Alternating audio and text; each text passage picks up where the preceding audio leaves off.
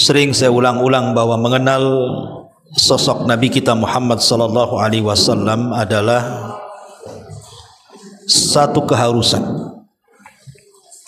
Seorang muslim harus mengenal siapa nabinya. Sangat disayangkan di tengah-tengah masyarakat itu banyak orang tidak mengenal nabinya. Nanti adik-adik kalau pulang tanya sama orang tuanya tentang nasab Nabi, anak-anak Nabi. Saya yakin orang tua adik-adik mungkin kurang hafal karena mereka tidak diberikan kesempatan seperti adik-adik belajar di sini. Maka ini kesempatan belajar di pondok pesantren Jabal Uhud ini sehingga kita bisa mengenal identitas siapa Nabi kita. Karena di antara soalan yang akan ditanyakan kelak di kuburan itu salah satunya adalah wama nabiyuka, siapa nabimu. Nanti kau ditanya siapa nabinya tak tahu pula karena tidak tahu sejarah. Baik, tidak memperpanjang mukaddimah. Siapakah paman-paman Nabi sallallahu alaihi wasallam? Al-Imam Ibnu Hisham rahimahullahu taala di dalam sirahnya beliau menyebutkan bahwa Nabi sallallahu alaihi wasallam itu memiliki 9 paman. Walaupun ada pendapat yang lain bahwa paman Nabi sallallahu alaihi wasallam itu ada 13. Dan menurut Ibnu Hisham, seorang pakar sejarah, dari 9 paman itu atau paman-paman Rasul, yang pertama adalah Abbas ibnu Abdul Muttalib. Kemudian yang kedua Hamzah ibnu Abdul Muttalib. Kemudian yang ketiga Abu Talib, namanya Abdu Manaf. Nama Abu Talib itu namanya Abdu Manaf ibnu Abdul Muttalib. Kemudian yang keempat Az-Zubair ibnu Abdul Muttalib. Kemudian yang nomor 5 Al-Harith ibnu Abdul Muttalib. Kemudian yang nomor 6 Hajlan ibnu Abdul Muttalib. Kemudian yang nomor 7 Al-Muqawwim ibnu Abdul Muttalib. Kemudian yang nomor 8 Dhirar ibnu Abdul Muttalib. Dan yang nomor 9 Abu Lahab, namanya Abdul Uzza ibnu Abdul Muttalib. Ini menurut Ibnu Hisham. Inilah 9 paman Rasul: Abbas, Hamzah, Abu Talib atau Abdu Manaf, kemudian Zubair, kemudian Al-Haris, kemudian Hajlan, kemudian Muqawwim, kemudian Dhirar, dan Abdul Uzza atau dikenal dengan Abu Lahab. Dan dari 9 pamannya ini yang masuk Islam cuma 2. Ingat, dari 9 pamannya ini menurut Ibnu Hisham yang masuk Islam cuma 2. Pertama Hamzah dan yang kedua Abbas. Tapi menurut pendapat yang lain paman Rasul itu ada 13. Ada 13. Pertama Abu Talib, yang kedua Hamzah, yang ketiga Abbas, yang keempat Al-Awwam ibnu Abdul Muttalib. Tadi belum disebut Awam, sekarang ada muncul nama Awam. Kemudian Kusam ibnu Abdul Muttalib. Kusam ibnu Abdul Muttalib. Tadi tidak ada Kusam, sekarang ada Kusam ibnu Abdul Muttalib. Kemudian Zubair, tadi sudah disebutkan. Kemudian Al-Harith. Kemudian Ghudaiq, ya, kemudian Ghudaiq, ya, ibnu Abdul Muttalib, kemudian Hajal tadi sudah disebutkan, kemudian Muqawim juga sudah, kemudian Abu Lahab, dan yang terakhir Abdul Ka'bah ibnu Abdul Muttalib. Ini pendapat yang lain bahwa paman Rasul itu ada 13, tapi menurut Ibnu Hisham ada 9. Yang masuk Islam 2, Hamzah dan Abbas. Kemudian bibi-bibi Nabi SAW siapa? 1 Safiyah, Safiyah bintu Abdul Muttalib. Yang kedua Ummu Hakim Al-Baydha bintu Abdul Muttalib. Ummu Hakim Al-Baydha bintu Abdul Muttalib. Kemudian yang ketiga Atikah, Atikah bintu Abdul Muttalib. Kemudian yang nomor 4 Umaymah, Umaymah bintu Abdul Muttalib. Kemudian yang nomor 5 Arwa bintu Abdul Muttalib, Arwa bintu Abdul Muttalib. Dan yang nomor 6 Barrah, Barrah bintu Abdul Muttalib. Inilah 6 dari bibi-bibi Nabi SAW. Cuman yang disepakati keislamannya cuman 1. Dari 6 bibi Rasul itu yang disepakati keislamannya cuman 1. Namanya Safiyah. Yang diperselisihkan keislamannya 2, Atikah dengan Arwah. Saya ulangi, yang disepakati keislamannya adalah Safiyah bintu Abdul Muttalib, tapi yang diperselisihkan keislamannya Atikah dan Arwah bintu Abdul Muttalib. Inilah diantara paman dan bibi-bibi Nabi SAW. Baik, saya tidak hendak menceritakan paman-pamannya ataupun bibi-bibinya, cukup tahu namanya saja. Kita fokus kepada istri-istri Nabi SAW, karena ini penting. Karena istri-istri Rasul itu adalah ummahatul mu'minin. Mereka adalah ibu-ibu kita. Sebagaimana adik-adik ini mengenal ibunya yang ada di rumah, maka kita harus lebih mengenal ibu-ibu kita yang merupakan istri-istri Nabi SAW. Siapa mereka? Sebelum saya jelaskan satu-satu, saya akan urut nama-namanya dulu, baru kita jelaskan satu-satu. Yang pertama Khadijah bintu Khuwailid. Yang pertama Khadijah bintu Khuwailid. Yang kedua Saudah bintu Jam'ah, Saudah bintu Jam'ah. Kemudian yang ketiga Aisyah bintu Abi Bakrin As-Siddiq radhiyallahu anha. Kemudian yang keempat Hafsah bintu Umar ibn al-Khattab, Hafsah bintu Umar ibn al-Khattab. Kemudian yang nomor 5 Zainab bintu Huzaimah, Zainab bintu Huzaimah. Kemudian yang keenam Ummu Salamah bintu Abi Umayyah, Ummu Salamah bintu Abi Umayyah. Kemudian yang nomor 7 Zainab bintu Jahshin, nomor 7 Zainab bintu Jahshin. Kemudian yang nomor 8 Juwairiyah, Juwairiyah bintul Harith. Kemudian yang nomor 9 Ummu Habibah atau namanya Ramlah bintu Abi Sufyan, Ramlah bintu Abi Sufyan atau dikenal dengan Ummu Habibah. Kemudian yang nomor 10 Safiyah bintu Huyai ibn Akhtab, Safiyah bintu Huyai ibn Akhtab. Kemudian yang nomor 11 Maimunah bintul Haris, Maimunah bintul Haris. Kemudian yang diperselisihkan cuma 1, apakah dia istri sah beliau atau budak. walaupun yang kuat dia seorang budak, namanya Maryah Al-Qibtiyah.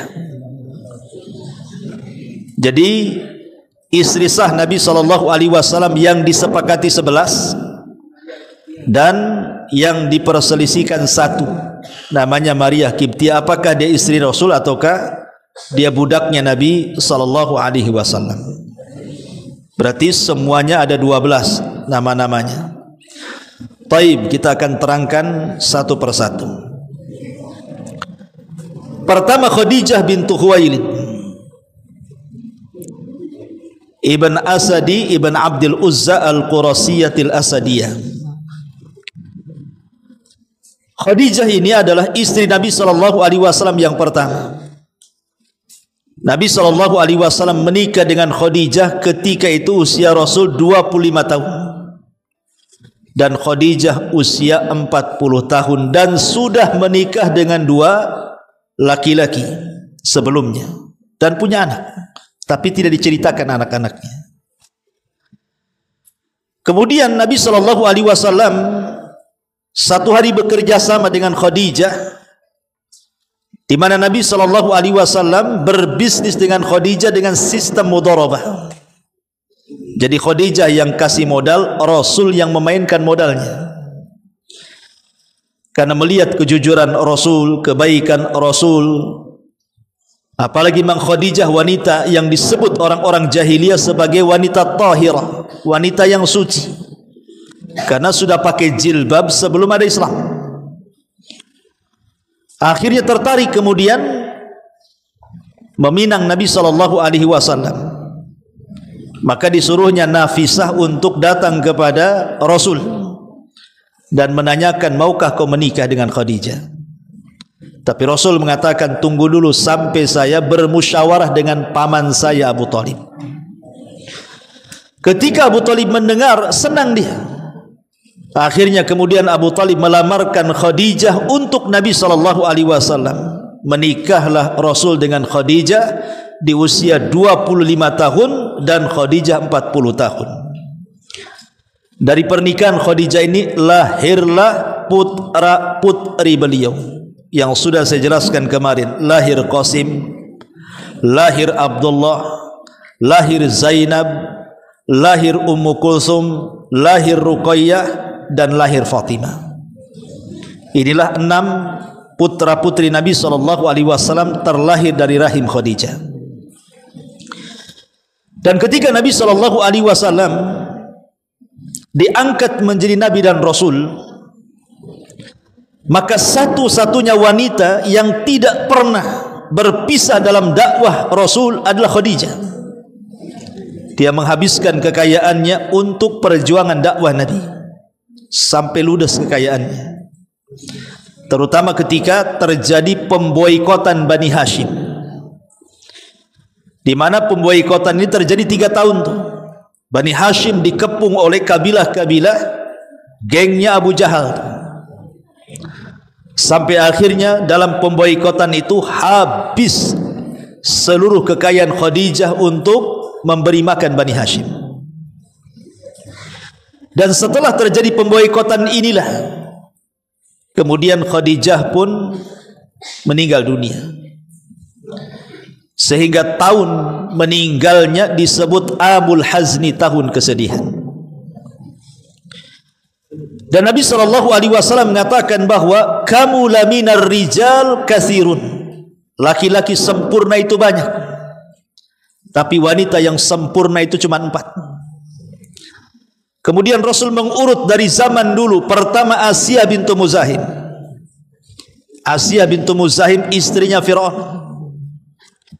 Kemudian yang kedua, Maryam bintu Imran, ibunda daripada Isa bin Maryam.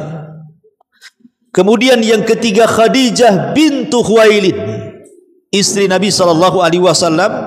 Kemudian yang keempat, Fatimah bintu Rasulullah SAW. Inilah wanita terbaik dunia. Salah satunya Rasul menyebutkan Khadijah. Ya, bagaimana tidak? Dialah manusia pertama yang masuk Islam sebelum ada orang yang masuk Islam. Dia wanita yang pertama membenarkan Rasul ketika seluruh manusia mendustakan, dan dia menginfakkan hartanya di saat manusia bakhil. Bagaimana Rasul tidak sayang dengan Khadijah? Makanya Aisyah radhiyallahu anha, karena Rasul itu saat kematian Khadijah itu sedih. Kenapa? Karena terkenang kebaikannya. Terkadang menangis Rasul itu, karena kalau setelah sudah terkenang kebaikan Khadijah, Rasul tidak tahan meneteskan air mata. Terkadang ada saudari Khadijah datang kepada Rasul, mengetuk-ngetuk, suaranya sama dengan Khadijah, teringat pula dengan Khadijah. Kalau sudah teringat Khadijah, Rasul akan sembelih kambing, kemudian dibagi-bagikan ke teman-teman Khadijah. Lah Aisyah radhiyallahu anha saat sudah menjadi istri Rasul itu cemburu, padahal orangnya sudah mati itu. Dan dia mengatakan, aku tidak pernah cemburu dengan istri-istri Nabi yang lainnya secemburu dengan Khadijah, katanya. Karena Rasul selalu menyebut-nyebut nama Khadijah. Tapi Rasul sallallahu alaihi wasallam membantah Aisyah dan mengatakan, ya Aisyah, bagaimana aku tidak cinta dengan Khadijah? Dia wanita yang pertama beriman saat manusia mendustakan diriku. Dia wanita yang pertama membenarkanku saat manusia mendustakanku. Dia wanita yang lahir dari rahimnya keturunanku. Maka Aisyah terdiam. Ma'asyiral muslimin wal muslimat, ikhwan akhwat yang dimuliakan Allah Azza wa Jalla. Saat Khadijah bintu Khuwailid setelah pemboikotan itu 3 tahun, bayangkan diboikot Bani Hashim. Kemudian Abu Talib sudah sakit-sakitan setelah pemboikotan itu. Akhirnya Abu Talib meninggal dunia. Selang beberapa bulan di tahun yang sama, ketika itu Khadijah kan sudah sepuh, sudah tua. Karena menikah dengan Rasul saja usianya 40 tahun. Rasul saja diangkat jadi Nabi di usia 40 tahun. Otomatis Khadijah sudah tua sekali. Jadi dia ingin membawa makanan kesukaan Rasul. Kemudian dia mencari Nabi SAW, dicari ke sana kemari tak ada. Rupanya diinformasikan Rasul ada di atas bukit. Akhirnya Khadijah pun naik ke atas bukit. Bayangkan sudah tua naik ke atas bukit, kadang jatuh, kadang berdiri, kadang jatuh, kadang berdiri. Lah sebelum datang Khadijah, Jibril datang menemui Nabi SAW.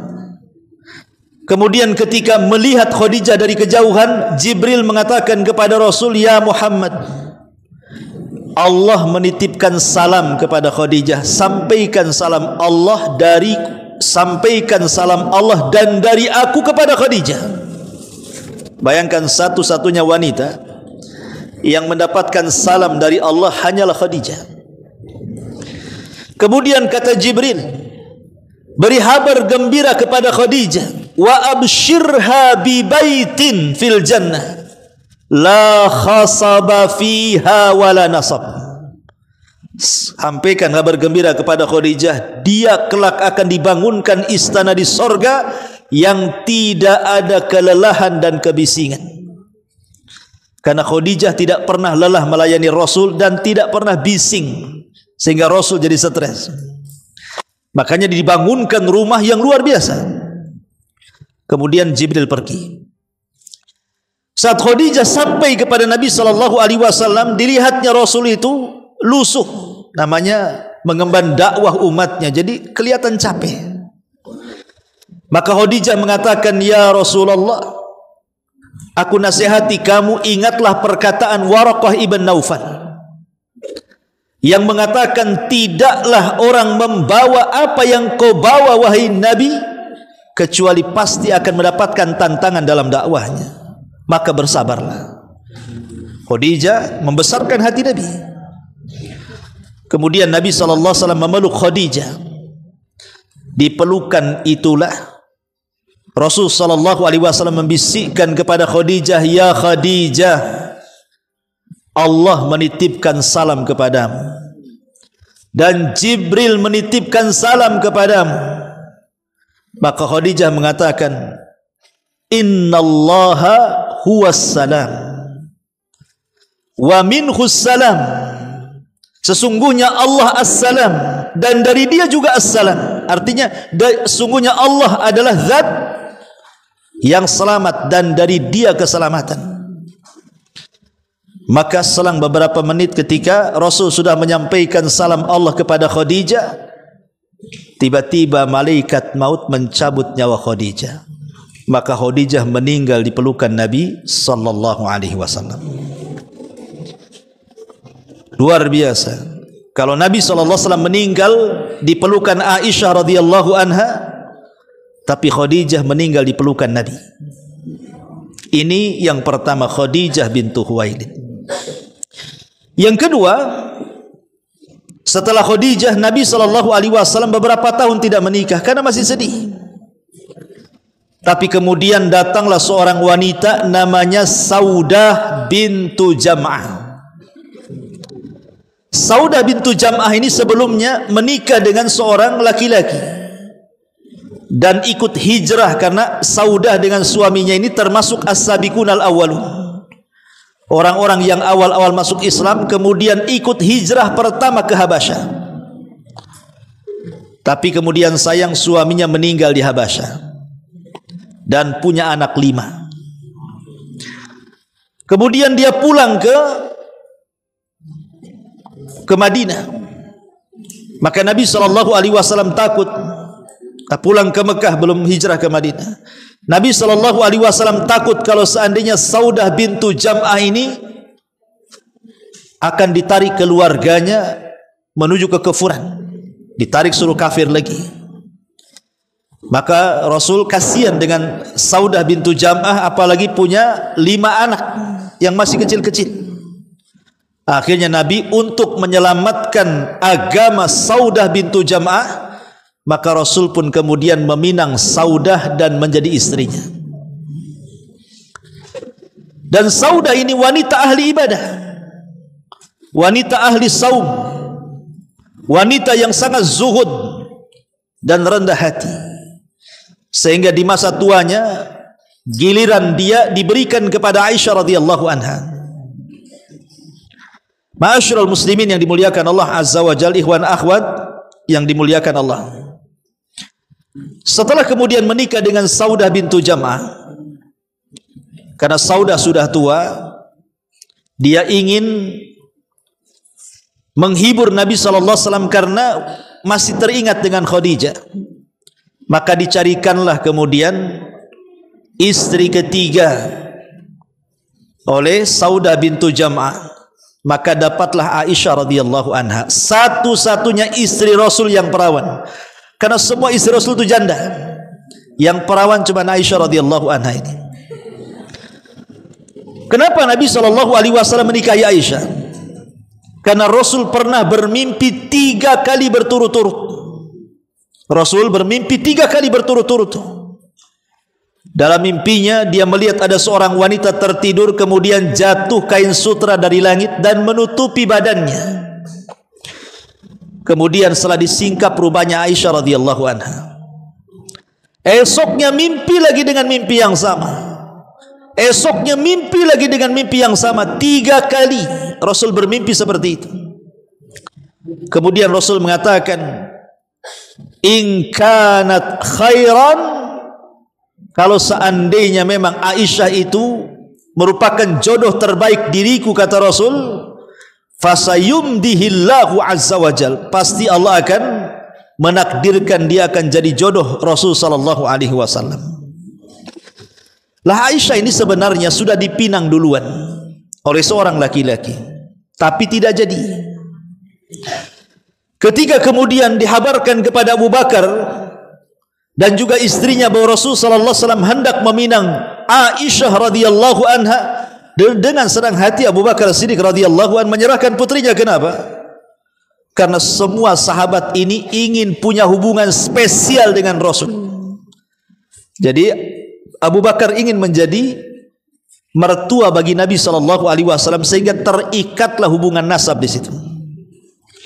Akhirnya singkat cerita, Rasul menikahi Aisyah. Karena Aisyah ketika itu masih kecil, usia 6 tahun, maka Rasul tidak menggaulinya. sampai di usia 9 tahun.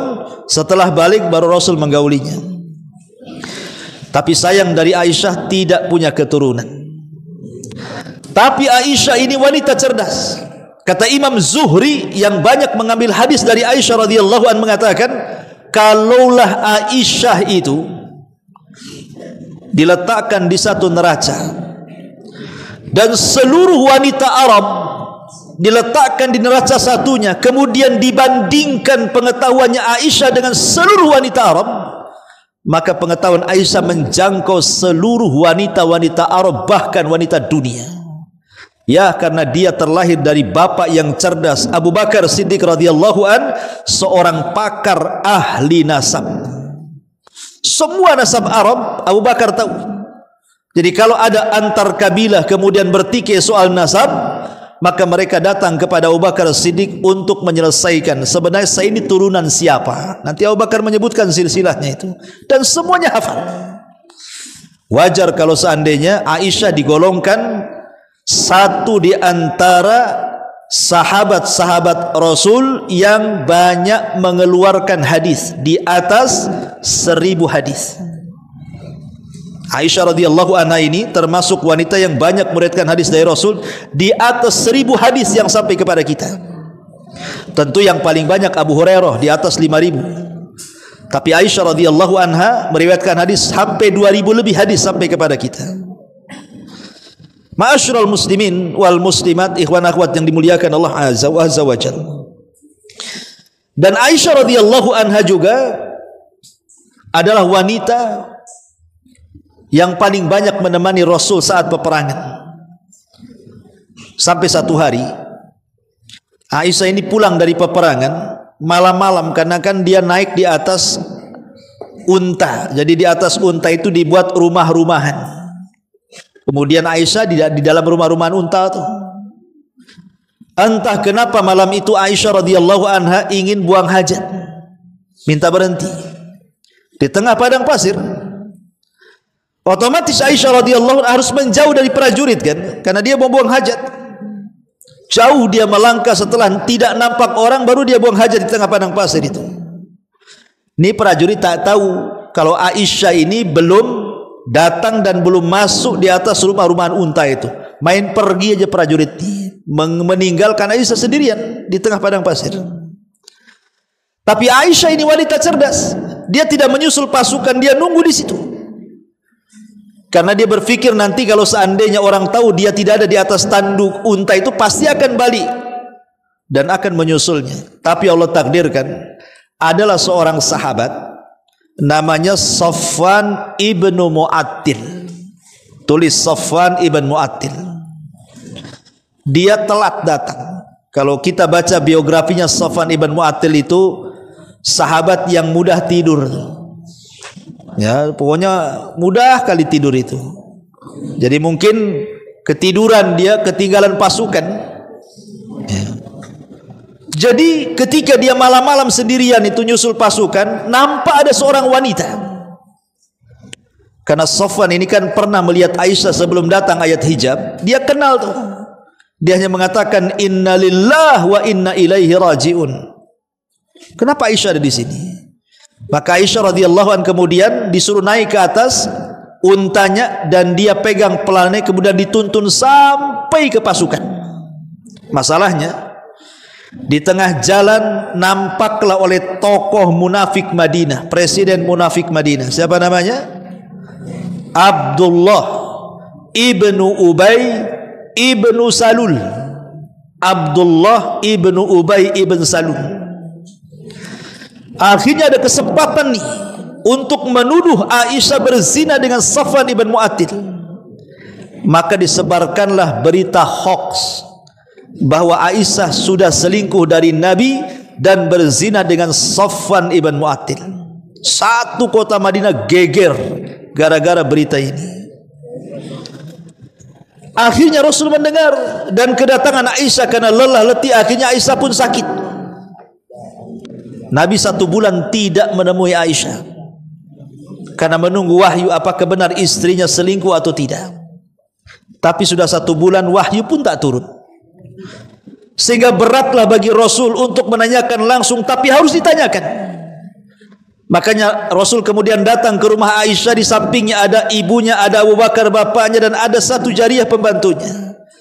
Terang-terangan Rasul bertanya kepada Aisyah, wahai Aisyah, in kunti lamamti bidhammin fastaghfirillah fa innal abda idza taballah fa innal abda idza taballahu alaihi. Kata Rasul, wahai Aisyah, kalau memang engkau melakukan dosa, apa yang dikatakan orang-orang benar, kau selingkuh dengan Safwan, tinggal bertobat saja. Karena seorang hamba itu kalau bertobat, Allah pasti akan berikan tobatnya.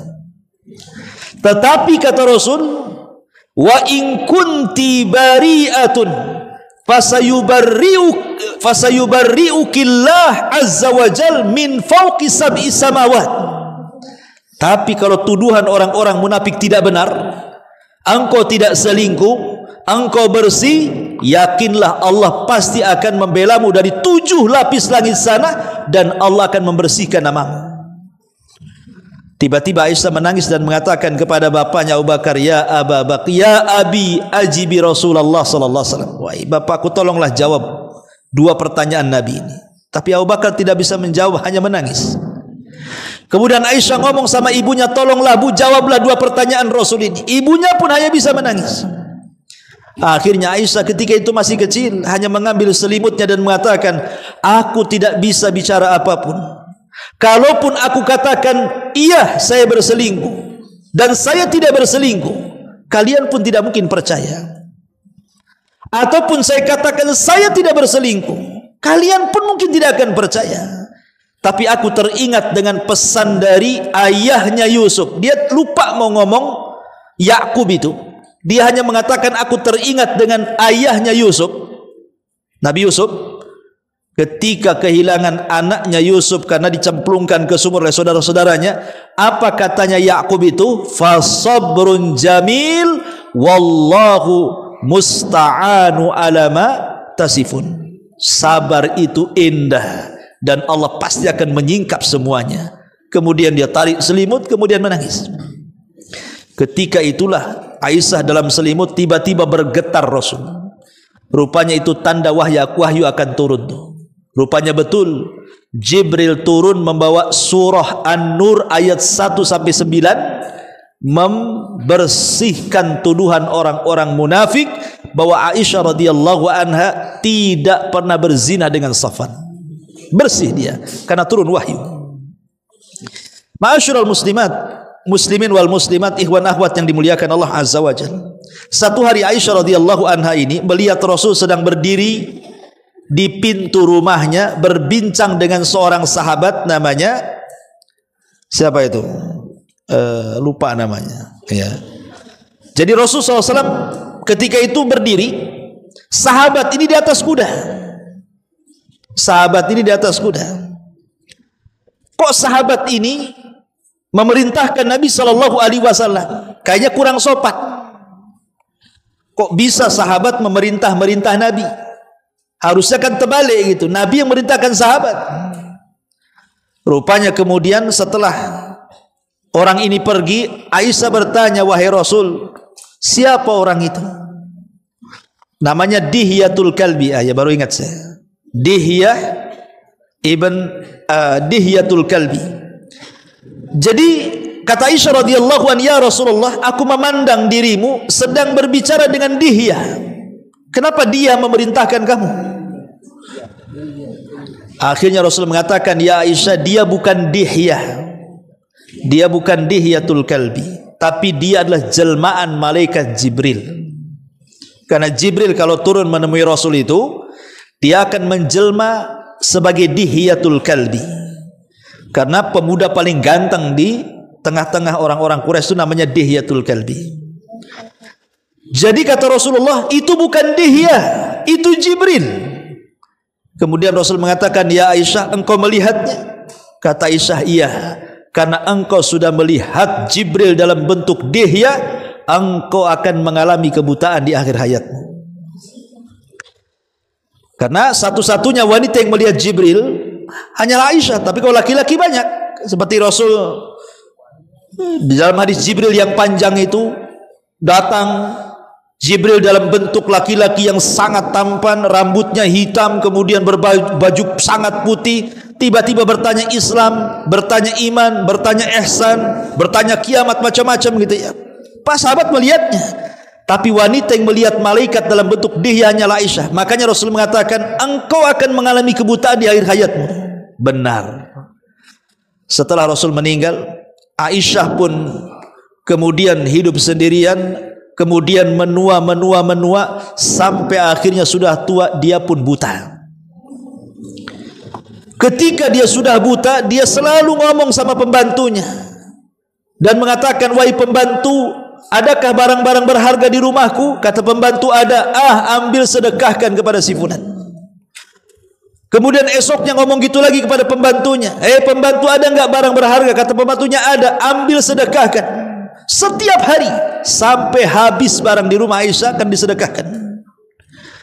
Ketika sudah habis, Aisyah mengatakan, wahai pembantuku, ada enggak barang? Kata pembantunya, sudah habis wahai Ummul Mukminin. Habis. Apalagi yang kau akan sedekahkan? Kenapa kau habiskan hartamu untuk bersedekah? Kata Aisyah radhiyallahu anha membacakan ayat, wal akhiratu khairu wa abqa. Ingat, akhirat itu lebih kekal dan lebih baik. Selepas itu beberapa bulan setelahnya Aisyah meninggal dunia. Meninggal di atas kebiasaan bersedekah. Ini istri Nabi SAW yang ketiga. Kemudian istri Rasul SAW yang keempat, Hafsah bintu Umar. Hafsah bintu Umar ini sebelumnya punya suami, tapi meninggal, mati syahid suaminya. Jadi Hafsah putri Umar ini pernah menikah, tapi suaminya meninggal di perang Uhud, mati syahid. Jadi setelah habis masa iddahnya, Umar bin Khattab selaku ayah ingin mencarikan jodoh buat putrinya. Datang kepada Abu Bakar. Abu Bakar, mau enggak kau menikah dengan putriku? Abu Bakar diam pula, tak mau jawab. Datang kepada Utsman, jengkellah Umar ini. Ngomonglah, kalau suka ya bilang suka, enggak ya enggak. Ini kok diam aja. Marahlah Umar ini sama Abu Bakar. Karena marah akhirnya datang kepada Utsman. Tapi Utsman jelas menolak. Dia ngomong, aku tidak bisa menikah dengan putrimu. Kenapa? Karena ketika itu Utsman sudah suka dengan putri Rasul, ingin meminang. Jadi Utsman itu ingin menikahi Ruqayyah ketika itu, makanya dia tolak Hafsah. Ya. Akhirnya Umar pun datang kepada Rasul sallallahu alaihi wasallam, mengadukan perkaranya. Rasul, aku datang dengan Hafsah, aku tawarkan kepada Abu Bakar, dia diam 1000 bahasa, tak ada cakap sama sekali. Kalau suka bilang suka, enggak suka ini diam saja. Kemudian aku datang kepada Utsman, Utsman pula tolak. Karena dia sudah ada wanita pilihan. Maka Rasul mengatakan kepada Umar, ya Umar, putrimu, kata Rasul, akan menikah dengan laki-laki terbaik dibandingkan Abu Bakar. Tetapi Utsman akan menikah dengan seorang wanita yang lebih baik daripada putrimu. Maksudnya siapa? Ruqayyah putri Nabi. Rupanya selang beberapa waktu, yang dimaksud perkataan Rasul bahwa putrinya Umar itu akan menikah dengan laki-laki terbaik melebihi Abu Bakar, rupanya Nabi meminang Hafsah. Ya, Nabi lebih baik dibandingkan Abu Bakar. Kemudian Ruqayyah menikah dengan Utsman, dia tentu Ruqayyah lebih baik dibandingkan Hafsah. Betul apa yang dikatakan Rasul. Baru setelah itu Abu Bakar datang. Setelah Rasul meminang Hafsah, Abu Bakar datang kepada Umar, memberikan alasan. Ya Umar, kenapa kau ketika menawarkan Hafsah aku diam saja? Aku tahu pasti dalam hatimu ada sesuatu kepadaku ya. Kata Umar, ya memang aku ada sesuatu. Aku jengkel aja sama kamu tuh. Kata Abu Bakar, aku tidak memberikan jawaban karena putrimu pernah disebut-sebut namanya oleh Nabi. Aku tidak mungkin mendahului Nabi. Dan aku tidak mungkin menceritakan rahasia Nabi, makanya aku diam saja. Akhirnya menikahlah Rasul dengan Hafsah. Hafsah ini wanita yang disebutkan sawwaman qawwaman, ahli puasa dan ahli solat malam. Saat Rasul menceraikan Hafsah karena ada sebuah konflik, tiba-tiba Jibril datang kepada Rasul, "Ya Muhammad, kenapa kau ceraikan Hafsah? Dia wanita yang sawaman qawaman, ahli ibadah, salat malam dan ahli puasa, dan dia kelak akan menjadi istrimu di sorga." Akhirnya Rasul rujuk lagi, tidak jadi menceraikan, karena wanita ini adalah wanita terbaik, ahli ibadah Hafsah ini. Ma'asyiral muslimin wal muslimat, ikhwan akhwat yang dimuliakan Allah Azza wa Jalla. Ini yang keempat. Yang kelima, Zainab bintu Huzaimah. Zainab bintu Huzaimah sebelumnya menikah dengan dua laki-laki. Dan Zainab bintu Huzaimah ini seorang wanita karir, punya usaha di rumahnya. Ya, dia suka menenun dan suka menyamak. Jadi punya usaha, punya perusahaan di rumahnya itu, sehingga punya penghasilan.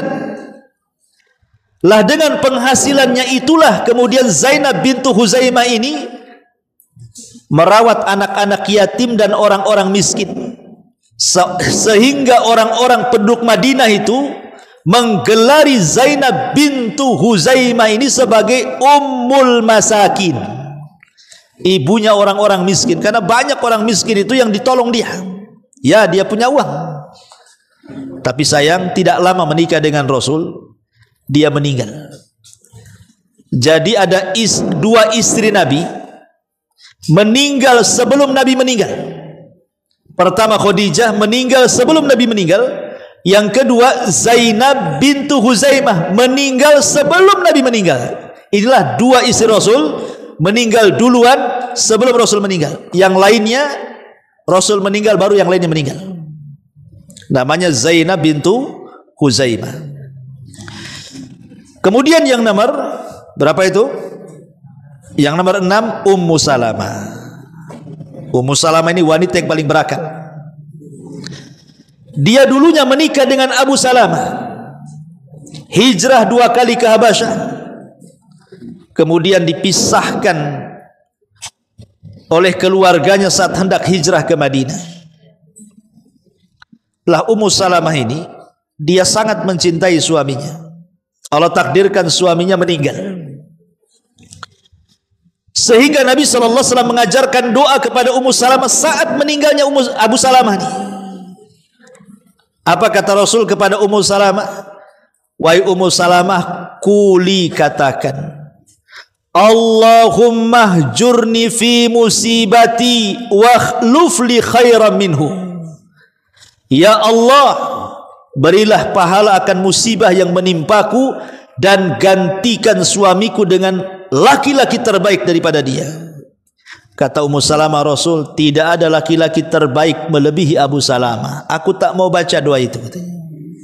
Aku mau baca doa yang pertama saja, ya Allah berikan pahala atas musibah yang menimpaku. Adapun kalimat setelahnya aku tak mau baca, katanya.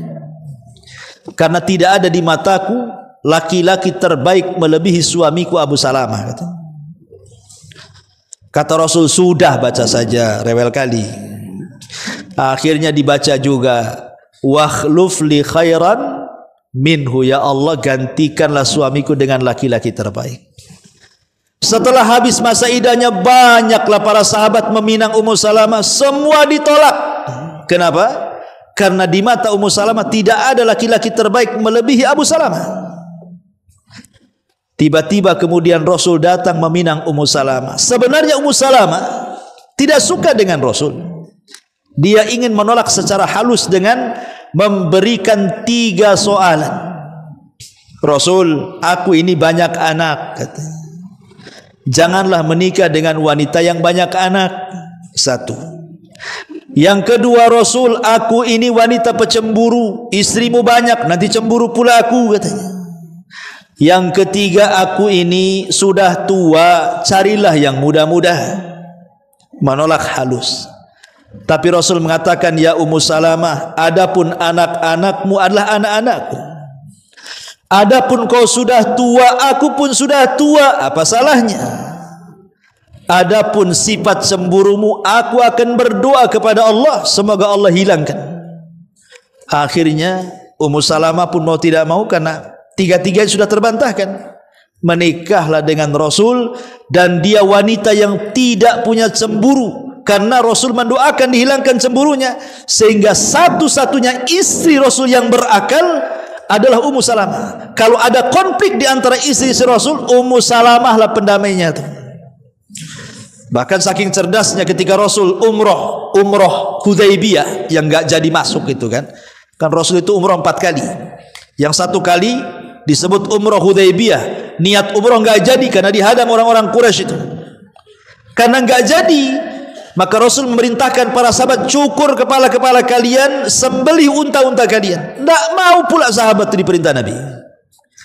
Akhirnya kemudian Ummu Salamah ngasih ide, gini Rasul, mungkin boleh jadi para sahabat itu masih mengharap kita bisa umroh, tapi kayaknya enggak mungkin bisa umroh karena mereka sudah menghadang kita. Sebaiknya kau cukur rambutmu, kau sembelih untamu, nanti mereka akan ikut tuh. Akhirnya betul Rasul keluar dari tenda, dicukur botak kepalanya. Semua sahabat menyaksikan ketika rambut Rasul tercukur. Semua sahabat rebutan, hampir mau perang untuk mengambil helaian-helaian rambut Nabi itu, karena rambut Nabi itu berkah. Kalau rambut antum mana ada banyak kutunya. Jadi rambut Nabi berkah. Makanya Khalid bin Walid itu salah seorang sahabat yang menyimpan 3 helai rambut di sorbannya. Saat perang melawan orang-orang Romawi, serbannya jatuh. Untuk mengambil serban, Khalid harus membunuh banyak orang-orang Romawi. Sahabat heran, "Hei Khalid, kok ini berperang karena sorban atau karena Allah?" Kata Khalid, "Tidak, aku tidak berperang karena sorban. Aku menyisipkan 3 rambut Rasul di sorban itu. Kalau tidak aku ambil, takut dihinakan oleh musuh," katanya. Jadi jasad Rasul itu berkah bagi para sahabat. Ketika para sahabat melihat Rasul dicukur, semua dicukur. Itu atas idenya siapa? Ummu Salamah. Maka ini wanita cerdas, Ummu Salamah ini. Wanita ahli ibadah. Ya. Ma'asyiral muslimin wal muslimat, ikhwan akhwat yang dimuliakan Allah Azza wa Jalla. Kemudian yang nomor 7, baru Rasul menikah dengan Juwairiyah bintul Haris. Zainab bintu Jahsin dulu. Zainab bintu Jahsin. Siapa Zainab bintu Jahsin ini? Zainab bintu Jahsin ini sebenarnya dia punya suami namanya Zaid. Jadi nama suami pertamanya namanya Zaid. Zaid ini anak angkat Nabi. Zaid ibn Harisah ini anak angkat Nabi. Jadi Zainab bintu Jahsin, kalau pertama kan Zainab bintu Huzaimah, disebut Ummul Masakin. Ini ada Zainab lagi, namanya Zainab bintu Jahsin. Dia istri daripada Zaid. Zaid itu anak angkat Nabi. Jadi ceritanya Zaid itu begini. Jadi satu hari terjadi peperangan menyerang kabilahnya Zaid ini. Kemudian banyak anak-anak yang ditawan. Kebetulan Zaid ini masih kecil ketika itu, ditawan oleh musuh, jadi budak. Kemudian Zaid ini dijual dari pasar ke pasar, dari pasar ke pasar, sampailah ke pasar Ukat yang ada di Mekah tuh. Lah ketika itu Hakim ibn Hizam ini masih kerabatnya Khadijah. Dia dengan istrinya ke pasar, nampaklah budak-budak kecil itu. Ya, kok ganteng-ganteng, ada sekitar 4 atau 5 gitu. Diborong sama dia. Termasuk Zaid yang masih kecil itu juga dibeli dia. Hakim ibn Hizam nih. Kemudian ketika Khadijah yang ketika itu belum menikah dengan Rasul, main-main ke rumah kerabatnya Hakim ibn Hizam, nampak ada anak kecil kok ganteng gitu. Itu siapa itu? Itu budak baru saya beli, kalau kau suka aku hadiahkan. Maka Zaid pun kemudian dihadiahkan oleh Hakim ibn Hizam kepada Khadijah. Lah ketika Khadijah menikah dengan Rasul, kemudian Rasul SAW dikaruniai anak laki-laki tapi meninggal. Qasim meninggal. Maka dengan kematian Qasim Rasul sedih. Makanya untuk mengobati kesedihan Rasul karena anak laki-lakinya meninggal, kata Khadijah, aku hadiahkan Zaid untuk menjadi pelipur lara kamu. Jadikan dia anak angkatmu. Sejak itulah Zaid menjadi anak angkat Nabi.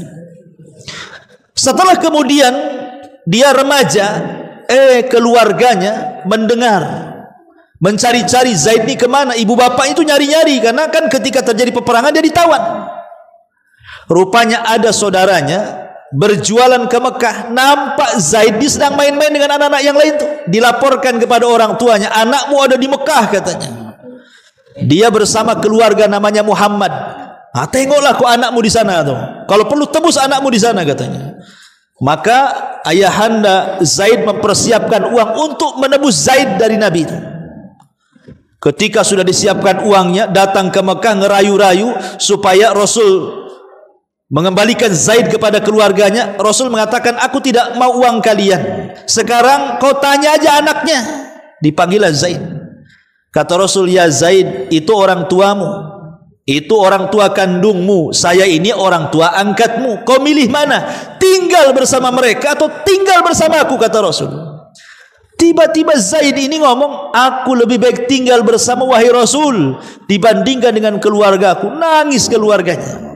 Karena rupanya Zaid lebih milih Nabi. Sejak itulah Rasul langsung berteriak di hadapan orang-orang Quraisy, ketahuilah dari hari ini Zaid bukan Zaid ibn Harisah, tapi Zaid ibnu Muhammad. Saking senangnya Rasul. Tapi setelah Rasul diangkat jadi Nabi, turun surah Al-Ahzab, di mana Allah mengatakan, ud'uhum li'abaihim huwa aqsatu indallah. Tidak boleh anak-anak angkat dinasabkan kepada bapak angkatnya. Balikkan nasabnya ke bapaknya. Maka Rasul pun mengembalikan dari Zaid ibn Muhammad menjadi Zaid ibnul Harisah. Dan dialah satu-satunya budak yang pertama beriman di rumah Nabi. Dari kalangan wanita Khadijah, dari kalangan anak-anak merdeka Ali radhiyallahu an, dan dari budak Zaid ibnu Harisah, dialah yang pertama masuk Islam. Jadi Zaid dibesarkan oleh Nabi. Setelah waktunya menikah, maka Rasul ingin mencarikan jodoh kepada Zaid. Ketemulah Zainab bintu Jahsin. Datang Rasul ke rumah Zainab bintu Jahsin. Saya hendak meminang putrimu. Awalnya disangka Rasul yang minang, bahagialah keluarga Zainab bintu Jahsin. Ketika Rasul menjelaskan bukan untukku tapi untuk bapakku, langsung murung. Kenapalah anakku dinikahkan dengan mantan budak, katanya. Tiba-tiba kemudian ketika mereka menolak, turun ayat, maka li mu'minin wala mu'minatin idza qadallahu wa rasuluhu amran an yakuna lahumul khiyaratu min amrihim wa man ya'sillaha wa rasulahu faqad dhalla dhalalan ba'idah. Siapapun tidak boleh seorang mukmin laki-laki atau perempuan apabila Allah dan Rasulnya memerintahkan sesuatu, ada kebingungan pula dalam dadanya. Tidak boleh, karena barang siapa yang bermaksiat kepada Allah dan Rasulnya, dia telah tersesat dengan kesesatan yang jauh. Ketika turun ayat ini, mereka pun mengatakan sami'na wa ata'na. Kami dengar, kami taat. Menikahlah Zainab dengan Zaid. Masalahnya, namanya menikah dengan terpaksa, tidak harmonis keluarganya, sering bertengkar. Akhirnya Allah turunkan ayat supaya Zaid menceraikan Zainab. Maka diceraikanlah Zainab oleh Zaid. Rupanya setelah diceraikan dan habis masa iddahnya, turun ayat lagi supaya Rasul menikahi Zainab. Jadi Rasul itu menikahi bekas istri anak angkat. Ya. Kenapa? Rupanya Allah itu hendak membatalkan tradisi jahiliyah yang menyamakan anak kandung dengan anak angkat. Maka Islam membedakan anak kandung beda dengan anak angkat. Karena kalau anak angkat itu tidak ada hubungan mahram, tidak ada hubungan wali, tidak ada hubungan waris. Tapi kalau anak kandung, dia ada hubungan mahram, dia ada hubungan wali, dia ada hubungan waris. Makanya Rasul ingin membatalkan tradisi jahiliyah, akhirnya menikahi Zainab bintu Jahsin. Makanya Zainab berbangga di hadapan istri si Nabi, kalian dinikahkan wali-wali kalian, aku loh dinikahkan oleh Allah dari atas 7 lapis langit sana, katanya. Karena yang pemerintahkan menikah adalah Allah langsung. Ini istri Rasul yang ke-7. Yang ke-8, Juwairiyah bintul Haris. Juwairiyah bintul Haris ini, dia adalah anak pembesar Bani Mustalik. anak pembesar Bani Mustalik. Jadi Bani Mustalik berkhianat, diserang sama Nabi, kemudian KO, kalah. Lah, Juwairiyah ini salah satu tawanannya. Maka akhirnya Juwairiyah ditawarkan oleh Nabi sallallahu alaihi wasallam, kalau ingin merdeka, ku merdekakan. Tapi kalau engkau menikah denganku itu lebih baik. Tiba-tiba Juwairiyah mengatakan, saya siap menikah dengan anda wahai Rasul, tapi merdekakan budak-budak satu Bani Mustalik itu, katanya. Akhirnya dengan menikahnya Rasul dengan Juwairiyah, membawa keberuntungan kepada kabilah Bani Mustalik, semua dimerdekakan dari budak dan semua masuk Islam. Bayangkan, ya, gara-gara pernikahan dengan Juwairiyah satu kabilah masuk Islam tuh. Itulah Juwairiyah bintul Haris. Kemudian yang nomor 9, Ummu Habibah. Ummu Habibah ini putri daripada Abi Sufyan, namanya Romlah bintu Abi Sufyan. Bapaknya musuh Nabi, musuh bebuyutan Nabi itu Abi Sufyan itu. Jadi saat kemudian Romlah ini hijrah bersama suaminya, kemana? Ke Ethiopia, ke Habasyah sana. Allah takdirkan pula suaminya kemudian murtad, kemudian meninggal, ikut Nasrani. Habis ikut Nasrani meninggal, menjadilah janda ini. Akhirnya kemudian Nabi sallallahu alaihi wasallam ingin menikahi si Romlah ini, tapi masalahnya kan jaraknya jauh, satu di Habasyah, satu pula di Madinah. Gimana cara nikahnya? Maka Rasul mengutus Amir ibn Az-Zamri. Amir Az-Zamri diutus Rasul untuk menjadi wakil dia, dan semua pernikahannya didanai oleh Raja Habasyah, oleh Raja Najasyi, termasuk maharnya juga.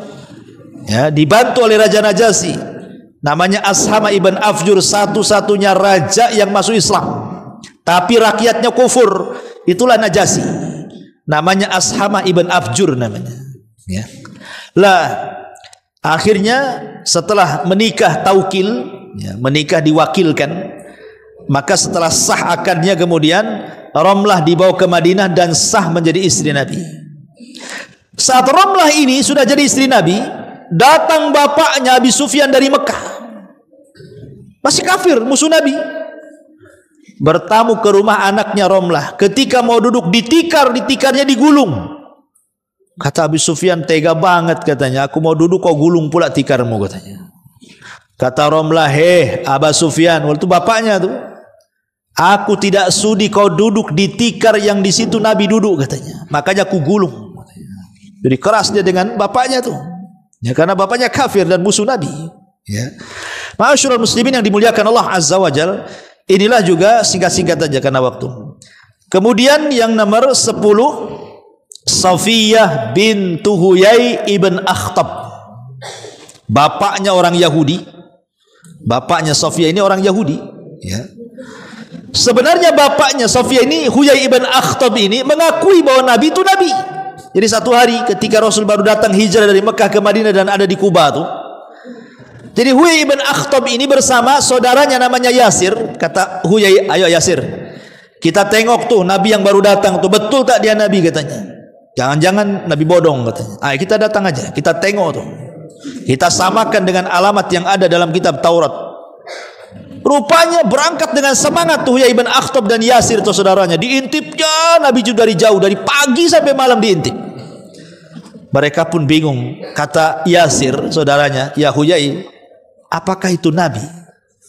Ahuwa, bahasa gitu. Ahuwa, apakah itu dia? Apakah itu dia? Maksudnya apakah itu Nabi? Kata Huyai ibn Akhtab, karena dia menguasai kitab Taurat, dia mengatakan, wallahi dia Nabi. Persis alamatnya seperti yang ada dalam kitab-kitab Taurat. Kata Yasir, apakah kita harus mengikuti dia? Oh tidak, kata Huyai. Selama nyawa di kandung badan, aku akan musuhi dia sampai mati. Ya, Huyai ibn Akhtab ini Yahudi. Dia tahu kebenaran, tapi dia tidak mau beriman tuh. Makanya ketika kemudian Rasul menyerbu Bani Quraidah, salah satu tawanannya adalah Huyai ibn Akhtab. Akhirnya dieksekusi mati. Lah, Safiyah bintu Huyai ini garis keturunannya sampai ke Nabi Harun. Jadi satu hari Hafsah atau siapa gitu kan, ngejek Sofia dan mengatakan, hei anak putri Yahudi.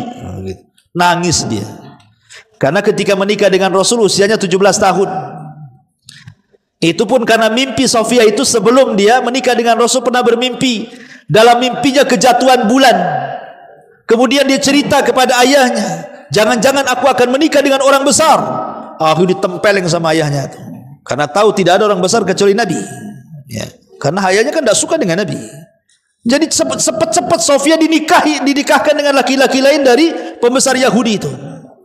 Tapi sayang suaminya juga terbunuh, bapaknya terbunuh juga.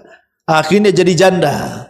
Makanya setelah kemudian dipilihkan oleh Rasul, apakah kau mau bebas? Aku merdekakan. Kata Sofia, tidak. Aku harus menikah dengan kau, Nabi. Kenapa? Karena aku pernah bermimpi kejatuhan bulan dan takwilnya aku harus bermimpi dengan orang besar. Dan itu kamu, katanya. Nah, sejak itulah Rasul menikah dengan Sofia bintu Huyai. Dan ketika kemudian dikatakan oleh istri yang lainnya, hei putri Yahudi, nangis dia. Maka Rasul mengatakan, jangan nangis wahai Sofia. Siapa yang lebih tinggi daripada nasabmu? Bapakmu, maksudnya pamanmu seorang Nabi, bapakmu seorang Nabi, dan suamimu seorang Nabi. Maksudnya jalur keturunannya. Karena Sofia kalau diurut itu sampai kepada Harun, dan saudara Harun Nabi Musa Nabi. Jadi Rasul mengatakan bapakmu Nabi maksudnya Harun, pamanmu Nabi maksudnya Musa, suamimu juga Nabi maksudnya aku, kata Rasul. Apalagi yang kau banggakan tuh, katanya. Semua Nabi kan itu. Ma'asyiral muslimin wal muslimat, ikhwan akhwat yang dimuliakan Allah Azza wa Jalla. Kemudian yang terakhir, Maimunah bintul Haris. Maimunah bintul Haris ibn Hazan, ya. Ma'asyiral muslimin wal muslimat, ikhwan akhwat yang dimuliakan Allah Azza wa Jalla. Ini pun salah satu istri Rasul yang terakhir dinikahi Nabi. Jadi wanita yang terakhir dinikahi Nabi namanya Maimunah bintul Haris. Menikah ketika Nabi SAW pulang dari Umrah Hudaybiyah. Ya, menikah, itulah wanita terakhir yang dinikahi Rasul. Adapun yang nomor 12 namanya siapa? Maria Kiptia ini. Jadi satu hari Nabi SAW mengirim surat ke Muqawqus. Muqawqus ini raja Mesir di zaman itu, namanya Muqawqus, supaya masuk Islam. Tetapi Muqawqus menolak surat Nabi, tapi tidak merobek. Tidak seperti raja Persia akan dirobek surat Nabi. Makanya Rasul marah dan mengatakan, karena dia sudah merobek suratku, maka semoga Allah robek kerajaannya. Maka sejak doa itu, orang ketika tumbangnya Persia, sampai kiamat Persia sudah nggak ada lagi. Tapi Muqawqus ini baik-baik disimpan tuh suratnya Nabi itu. Akhirnya sebagai penghargaan, terima kasih ajakan Islam, akhirnya dia mengirim 2 wanita budak namanya Sirin dan juga Maria Kiptia sebagai hadiah untuk Nabi, dan seorang dokter. Akhirnya Rasul pun menerima hadiah Maria Kiptia dan Sirin. Sirin dihadiahkan oleh Rasul untuk juru syairnya namanya Hasan ibn Thabit. Siapa juru syairnya Nabi? Hasan ibn Thabit itu penyair Rasul. Akhirnya diambil oleh Hasan ibn Thabit, dan Maria diambil Nabi. Dari Maria inilah punya anak satu namanya Ibrahim, tapi meninggal di usia 1 tahun 8 bulan. Rasul punya anak dari Maria Kiptia ini. Satu-satunya putra Rasul ada dari Maria Kiptia itu, namanya Ibrahim. Kenapa disebut Ibrahim? Karena dari Mesir masalahnya ibunya, supaya terkenang dengan kakek buyutnya, karena Rasul pun turunan Hajar. Hajar ini hadiah daripada Raja Mesir untuk Sarah yang kemudian nikahi Ibrahim. Maka Maria juga sama-sama di Mesir, makanya kemudian teringat dengan Ibrahim, dikasih nama Ibrahim. Saat meninggalnya Ibrahim ini terjadi gerhana matahari total, ya. Zaman itu jarang gerhana sehingga disangka kiamat.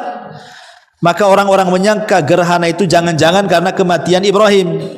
Maka Rasul menjelaskan, tidak, gerhana itu bukan karena kematian, bukan karena kehidupan, tapi itu tanda-tanda kuasa Allah untuk menakut-takuti hambanya. Segeralah sholat, sedekah, berzikir, istighfar, kata Rasulullah. Ya, lah itu dari Maria. Lah ini diperselisihkan apakah dia istri Nabi sah gitu ya, ataukah dia seorang budak. Ya. Jadi kalau kita simpulkan dari istri Nabi SAW ini, ikhwan dimuliakan Allah Subhanahu Wa Taala. Ya.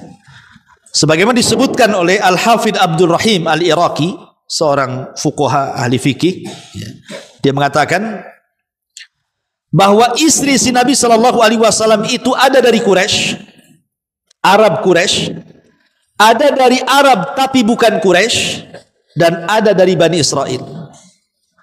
Dan itu bisa dirinci 6 istri Rasul asli Arab Quraisy. 6 istri Rasul asli Arab Quraisy, dan itu Khadijah, Saudah, Aisyah, Hafsah, Ummu Salamah, dan Ummu Habibah. Saya ulangi, ini 6 istri Rasul dari Quraisy: Khadijah, Saudah, Aisyah, Hafsah, Ummu Salamah, dan Ummu Habibah. Kemudian yang kedua 4 orang dari Arab tapi bukan dari Quraisy. 4 orang dari Arab tapi bukan dari Quraisy. 1 Zainab bintu Jahsin, 2 Juwairiyah bintul Haris, 3 Zainab bintu Huzaimah, dan 4 Maimunah bintul Haris. 1 Zainab bintu Jahsin, 2 Juwairiyah bintul Haris, 3 Zainab bintu Huzaimah, dan 4 Maimunah bintul Haris. Ini orang Arab tapi bukan Quraisy. Dan 1 keturunan bukan Arab dari Bani Israel, namanya Safiyah bintu Huyai. Taib. Ini kesimpulan dari istri si Nabi sallallahu alaihi wasallam.